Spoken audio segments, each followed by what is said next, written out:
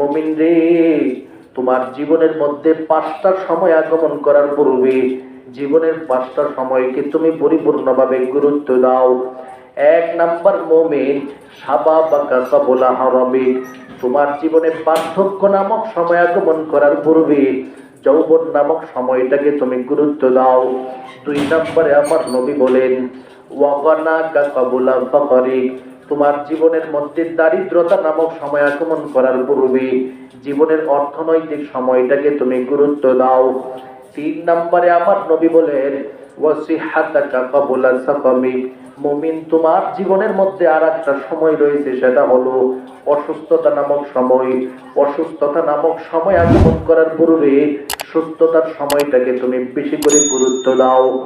এরপরে 4 নম্বরে আমার নবী ঘোষণা প্রদান করে দেই, ওয়াফারাগাকা ক্বাবলা শুগুলিক, মুমিন রে, তোমার জীবনের মধ্যে অবসর নামক সময় যতদিন পর্যন্ত থাকবে, ব্যস্ততা আগমন করার পূর্বে অবসরের সময়টাকে তুমি গুরুত্ব দাও। 5 নম্বরে আমার নবী বলেন, ওয়াহায়াতাকা ক্বাবলা মাউতিক, তোমার জীবনে মরণ নামক সময় আগমন করার পূর্বে হায়াত নামক মহান দৌলতটাকে পরিপূর্ণভাবে কাজে লাগাও। সুবহানাল্লাহ বলেন। আল্লাহ বলতেছে তুমি সময়ের গুরুত্ব দেওয়ার জন্য আমি সময়ের কসম খাই, আর আমার নবীজি তার ব্যাখ্যায় আমাদেরকে শেখায় দেয়, শোনো, তোমার জীবনের 5টা সময় আগমন করার পূর্বে তুমি 5টা সময়কে আলাদাভাবে গুরুত্ব দিতে হবে। এর মধ্যে প্রধান সময় হলো যুবক সন্তানদের যৌবনের সময়। সুবহানাল্লাহ বলবেন। কারণ যুবক সন্তানের যৌবনের বড় গুরুত্ব। গুলাম কি গুরুত্ব আমার নবী বলেন, যুবক সন্তান যখন কোন একটা কাজে একবার হাত দেয়, এই কাজটা সফল বানায় ছাড়ায়। সুবহানাল্লাহ বলেন। বাংলাদেশের মধ্যে 5 আগস্টের আগে একজন সরকার ছিল, আপনারা সকলে ভালো করে জানেন। এই সরকার পরিবর্তন করে ফেললো। আমরা যতটুকু দেখেছি অধিকাংশ যুবকদের সফলতা, কথা কোন ঠিক কিনা? যুবকদের কারণে সরকারের মসনদ পর্যন্ত পরিবর্তন হয়ে যায়। এই জন্য যদি বানোয়া বহু এলাকার মধ্যে কোনো একটা যুবক সিদ্ধান্ত নেই, আমি আমার এলাকার মসজিদটাকে পরিবর্তন করব, মসজিদটাকে সংস্কার করব, মসজিদের মধ্যে যত মানুষ আছে সমস্ত মানুষকে আপডেট করানোর সিদ্ধান্ত নিব, যুবকরা যদি ঐক্যবদ্ধ হয় মসজিদও সফল হবে। কথা কোন ঠিক কিনা? কারণ যুবক যেখানে হাত দিবে সেই জায়গায় সফল, এটা দুনিয়ার নিজাম। এ কারণে আমার নবীজি যুবকদেরকে নিয়ে সংগঠন পর্যন্ত করেছেন। সুবহানাল্লাহ বলবেন। আর এই যুবকরা যদি তার জীবনের প্রতিটা মুহূর্ত আমার রবের জন্য কাজে লাগাতে পারে, রে গোলাম, আমার রবের পক্ষ থেকে তাদের জন্য আলাদাভাবে সুসংবাদ দেওয়া হয়েছে। রে মুমিন, আমার নবী রহমতে আলম নবী ঘোষণা প্রদান করে দেই, জমিনের মধ্যে কোন বান্দা যখন যৌবন কালটাকে আমার রবের জন্য পরিপূর্ণভাবে কাজে লাগাইবে, আমার রবের দরবারে সে হাসরের ময়দানে দাঁড়ানোর পর চতুর্দিকে শুধুমাত্র ভয়াবহ অবস্থা তাকায় দেখতে পারবি। মাথার উপরে সূর্য, নিচে তামা দেখতে পারবি, যার কারণে কষ্টের পর কষ্ট সহ্য করতে না পারিয়া চিৎকারের পরে চিৎকার করবি।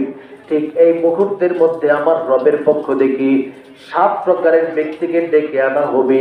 এটি আমার মহাব্বতের বান্দারা, তোমরা এই মুহূর্তে এই কষ্টের সম্মুখীন হওয়ার কোনো প্রয়োজন নেই।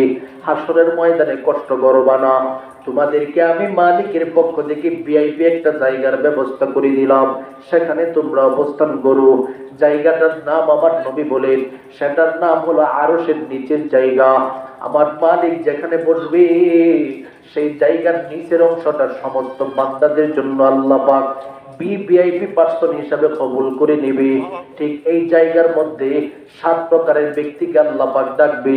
এর মধ্য থেকে 2 নাম্বার যে লিস্ট আমার নবীজি উপস্থাপন করেছে, সেই ব্যক্তির নাম হলো ওয়াশাবুন নাশা ফি ইবাদাতিল্লাহ। আমার নবী ঘোষণা প্রদান করে দেয়, যেই যুবক সন্তানগুলো তার জীবনটাকে আমার মালিকের জন্য কাজে লাগাইলো, মসজিদের জন্য কাজে লাগাইলো, জিকির আজকারের মাধ্যমে সময় কাটাইলো, এই যুবকদের জন্য আমার রবের পক্ষ থেকে একটা ডাক আসবে, ওরে যুবকদের দলেরা, দুনিয়াতে আমি মালিকের জন্য তোমার সময়টাকে তুমি কাজে লাগাইছো, ফজরের আজান হয়ে গেলে পাগলের মতো নামাজের জন্য প্রস্তুত হয়ে গেছো, তুমি ব্যবসার কাজে ব্যস্ত ছিলে রে বান্দা, জোহরের আজান হয়ে গেল, পাগলের মতো দোকানটা বন্ধ করে মসজিদে তুমি চলে আসো। আসরের আজান হয়ে গেল, তুমি মসজিদমুখী হয়ে গেলা। মাগরিবের আজান হয়ে গেল, তুমি মসজিদমুখী হয়ে গেলা।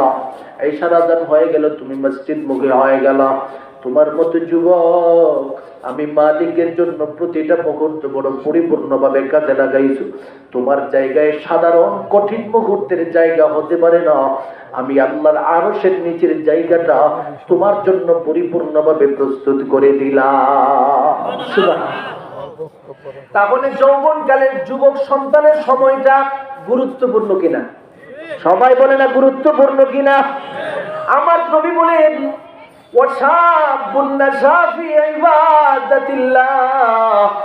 এরে যুবকদের দলেরা, তোমার জীবনের যৌবন নামক সময়টাকে যত বেশি আমার মালিকের জন্য কাজে লাগাইবা, তোমার জীবন তত বেশি সফল হয়ে যাবে।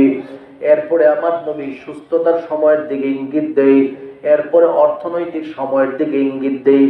শেষ নির্দেশটা আমার নবী বলেন, তোমার জীবনের হায়াত নামক মূল্যবান দৌলত যখন চক্ষুটা বন্ধ হয়ে যাবে, এই হায়াত তুমি কখনো ফিরে পাবে না। সুতরাং চক্ষু বন্ধ হওয়ার আগে তোমার এই হায়াতটাকে তুমি কাজে লাগাও। ওরে বান্দা, দুনিয়াতে কেউ বলতে পারে না তার মরণ কোথায় কোন জায়গায় হবে। জমিনে প্রতিটা মানুষ মরণের ব্যাপারে অজ্ঞ। ইন্নাল্লাহা ইনদাহু ইলমুস সাআ ওয়া ইউনাজ্জিলুল গায়স ওয়া ইয়ালামু মা ফিল আরহাম ওয়া মা তাদরি নাফসুম মাযা তাকসিবু গাদা ওয়া মা তাদরি নাফসুম বিআইয়ি আরদিন তামুত। আমার রবের পক্ষ থেকে ঘোষণা প্রদান করে দিয়ে রে আমার মহাব্বতের বান্দাদের দলেরা, জমিনের যতদিন পর্যন্ত থাকবে আমি রব তোমাদের সম্মুখে সতর্কবাণী দিয়ে দিলাম। 5 বিষয়ের ইলম একমাত্র আমি আল্লাহর নিকট। 1 নাম্বার হলো কিয়ামতের দিবসের ইলম। জমিনে কাউরে আমি আল্লাহ দেই নাই। বৃষ্টি কখন কোথায় হবে সেই খবর আমি আল্লাহ কাউরে দেই নাই। মায়ের পেটে ছেলে না মেয়ে সন্তান আছে এই খবর আমি আল্লাহ কাউরে দেই নাই। ওয়া মা তাদরি নাফসুম মাযা তাকসিবু গাদা। বান্দারে, আগামীকালকে তুমি কোথায় যাবে, কি করবে সেই খবর আমি আল্লাহ তোমারে দেই নাই। শেষ কথা আমার রব বলেন, ওয়া মা তাদরি নাফসুম বিআইয়ি আরদিন তামুত। বান্দা, তুমি কোথায় মরবা? আজকে পানুয়া বহু এলাকার প্যান্ডেলের নিচে তুমি আগমন করেছো রে গোলাপ, সেখানেও তোমার সম্মুখে মরণ আগমন করতে পারে। তুমি রাস্তায় ঘোরাফেরা করতেছো, সেখানেও তোমার সম্মুখে মরণ আগমন করতে পারে। অর্থাৎ মরণ যখন ওই সময় হবে তখন আগমন করবি। সুতরাং সাবধান হয়ে যাও। এরে বান্দা, হায়াতটাকে তুমি পরিপূর্ণভাবে কাজে লাগাও। ও বান্দা, কোথাও গিয়া তোমার পালানোর কোনো পথ নাই। আইনামা তাকুনু ইউদরিকুমুল মাউত ওয়ালাউ কুনতুম ফি বুরুজিম মুশাইয়াদা।